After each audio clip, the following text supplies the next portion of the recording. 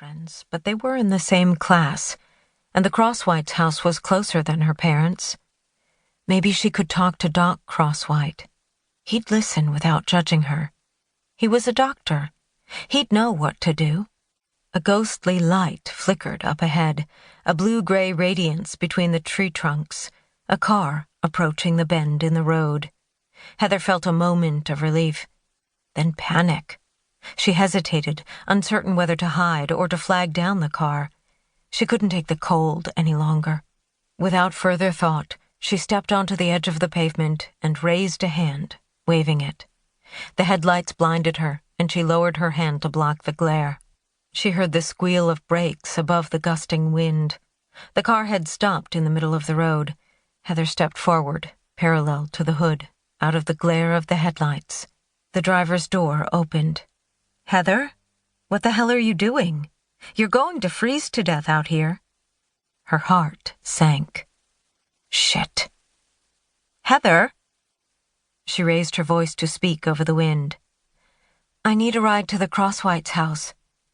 "The Crosswhites? Will you take me?" "Why do you want to go to the Crosswhites?"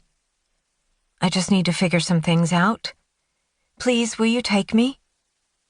"What things?" She started for the passenger's door. "It doesn't matter. It's personal. Can you please just take me there?" "You need to let this go, Heather. This was an accident, a mistake." The realization weighed on her and she stopped moving. "You need to think of the lives you're ruining, including your own." "I am," she said. "One life in particular." "No, you're just being stubborn and emotional.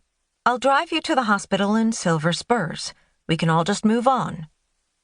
"No, I'm not going back there. I'm going to Doc Crosswhite's house. If you won't take me, I'll walk." She started past the car, hearing the voice behind her. "Get in the car, Heather. You want to ruin your life, that's your business, but you have no right to ruin mine." Heather heard the car engine rev, then the squeal of tires struggling to gain traction on the wet pavement. She glanced over her shoulder. The car had turned around. Headlights approached in the wind-whipped snowflakes.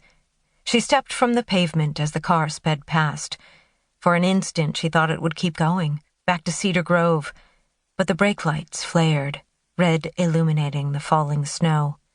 The driver's door flung open and the dome light flickered on, then off again when the door slammed shut. "Just go!" Heather shouted as she walked quickly past the car. "Leave me alone!"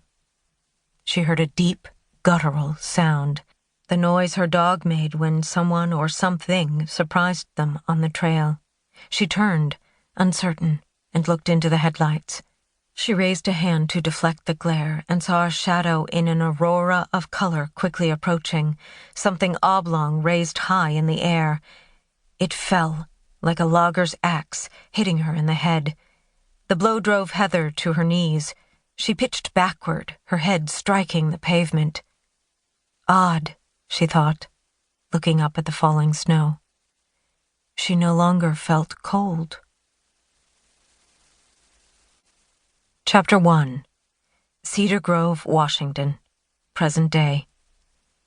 Tracy Crosswhite came down the stairs into the kitchen and put the bottle of freshly pumped breast milk in the refrigerator. Therese, the nanny she and Dan had hired on a trial basis, stood at the stainless steel sink, running her hand under the tap water, testing the temperature. Pop music emanated from speakers in the ceiling. On the granite counter beside the sink, Daniela lay in her rocker, stripped to her undershirt and diaper.